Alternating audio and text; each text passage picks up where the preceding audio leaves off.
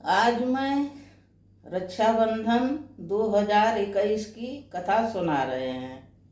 मेरे प्रिय दर्शकों, आप लोग बड़े प्रेम पूर्वक सुनिए। यह एक भाई बहन का त्योहार है, पवित्र त्योहार है। साल भर में एक बार आता है। बहन अपने भाई के लाखों दुआएं देती है, भाई बहन के रक्षा का वचन देता है। आज यह कथा मैं आपके सामने लेके प्रस्तुत हुई हूँ।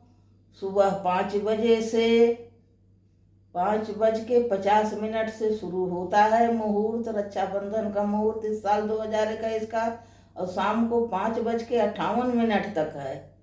चाहे जब राखी बांधिए, पूरे दिन भर शुभ मुहूर्त है। तो मेरे प्रिय दर्शकों, आप लोगों को पसंद आएगा तो हमारे सास बहू चैनल को लाइक कीजिए, सब्सक्राइब कीजिए और शेयर कीजिए। तो एक नंद भाभी की कहानी सुनाते हैं। नंद है, शादी हो गई भाई की, भाभी आ गई तो नंद भाभी बन गई। माँ थी, भाई था घर में, निसंकोच राखी बांधने बहन आती है। अब भाभी के आने पर बहन संकोच कर रही है, नहीं जाए तो भैया को राखी कैसे बांधे, आशीर्वाद कैसे दें। और घर में जाएंगे तो भाभी को अच्छा लगे कि नहीं लगे। हाँ, यह सत्य वचन है, कोई न कोई किसी का भाभी है, पर किसी किसी के ऐसी दुष्टता भाभी मिल जाती है कि कोई रिश्ता ही नहीं रखना चाहती हैं। वो सोचती हैं कुछ लेने ही आई हैं। मेरे प्रिय भाई बहनों, ऐसा नहीं सोचिए। आपसे बहन कुछ नहीं ले जाती है। वो जो तुम कुछ देते हो, उसके वो लाखों दुआएं तुम्हें देती हैं, उससे ज़्यादा दे के ही जाती हैं। तो इतना भार प्रकट न करिए। किसी की बहन, किसी की बेटी, किसी की बुआ, किसी की दादी, किसी की माँ, हर औरत कोई न कोई रिश्ते में बंधी है। और मायका और ससुराल दो ही जगह होता है, तीसरी जगह कहाँ है। और क्या हर रोज वो अपने घर में रह रही है? एक रोज क्या अपने घर में नहीं रह सकती? पर यह रीति रिवाज बनाया गया है। सावन का महीना है, रक्षाबंधन है, कजरी है, यह मायके की शोभा है। उन लोगों से पूछो जिनकी बहनें नहीं हैं, जिनके घर में बेटियां नहीं हैं, वो इस अवसर पर कितना दुख मनाते हैं। मेरे प्रिय भाई बहनों, भारी न लगे कि बेटी हमारे घर पे आ गई है। किसी की भाभी ऐसी मन भारी न करें कि आ गई है, मेरे पति से सब लूट ले जाएगी। तो चलो आगे की कथा कहते हैं। एक नंद ऐसे ही सोच विचार में है, भैया के यहाँ जाएं कि नहीं जाएं। नहीं जाएं तो हमारी भैया की कलाई सूनी रह जाएगी। तब वह आजकल फोन का जमाना है। नंद फोन उठाती है और अपने भाभी को फोन करती है। हेलो भाभी, कैसी हो? भाभी बोलती, हाँ बहुत अच्छे हैं, आप कैसी हो? नंद कहती, क्या राखी पहुंची? तो भाभी ने कहती, नहीं अभी तो राखी नहीं आई है। तब नंद कहती है, चलो नहीं पहुंची कोई बात नहीं भाभी, मैं स्वयं आ जाती हूँ राखी बांधने। इस बार विचार किए, नहीं राखी पहुंची है तो क्या हुआ, मैं अपने साथ राखी लेके आऊंगी, भैया को राखी बांधने आ रहे हैं। भाभी कुछ बोलती नहीं है। थोड़ी देर बाद फोन लगा के झूठे कहती है कि राखी आ गई है।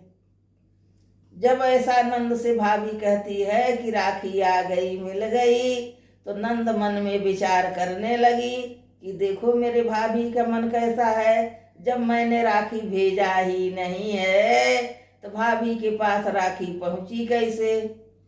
तब वह नंद बहुत दुखी होती है। इसके मायने है हमारी भाभी सोच रही कि नंद न आवे, आने के डर से कह रही कि राखी पहुंच गई झूठी, और जब मैंने राखी नहीं भेजी तो राखी कैसे पहुंची।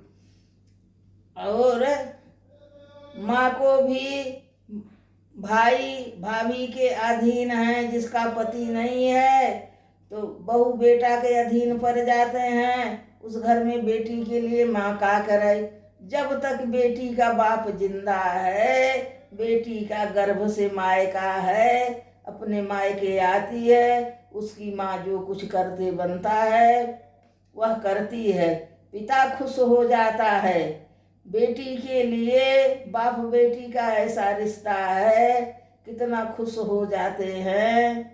जिस दिन बेटी विदा करते हैं उस दिन बाप फूट फूट के रोता है कि आज हमारी लाड़ो चली गई, आज के हमें पानी पूछेगा, कौन हमें चाय देगा, कहाँ ससुराल जाएंगी। तो बाप जब तक रहता है तो बेटी अधिकार से आती है, इसके बाद बेटी भी सोचने लगती है माँ भले ही जीवित है, वह बेटे बहू के अधीन है, हमारे जाने पर भाभी को भारी पड़ रहा है, माँ का भी जीना दुश्वार कर देगी। वह यही चिंता सोचती है और बनी रहती है, जाए नहीं जाए तो मौका मिल जाएगा। अरे हम तो जोहते रह गए दीदी, राखी के दिन दिन भर जो है आप आई नहीं, और चाहे मन ही मन में बहुत खुश हूँ कि भले नहीं आई, मेरा सर्वस्व धन लूट ले जाती है। तो ऐसा मेरे प्रिय भाई बहनों, ऐसा कोई विचार न करो। भगवान की कृपा है कि आपको बेटी दी है। सबसे बड़ा दान कन्यादान होता है। जिनके घर में बेटी नहीं है वो किसको दान करेंगे, दूसरे को दान नहीं कर पाएंगे, नहीं किया जाता है। अपनी बेटी है तो जो सामर्थ्य है माँ बाप को पर बस उतना दान करता है।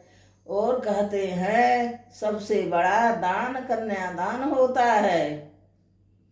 बेटी और गऊ एक समान मानी जाती थी कि जिस खूंटे से बांध दो वहाँ अपना निर्वाह करती थी, अपने घर का सम्मान बनाए रहती थी। आधा टुकड़ा खा के या भरपेट खा के, अच्छा परिवार मिले बुरा परिवार मिले, हमारे मायके वालों को कोई ताना न आवे, उनके सम्मान में कमी न आवे, उन्हें नीचा न देखना पड़े, बेटी उसका निर्वाह करती हैं।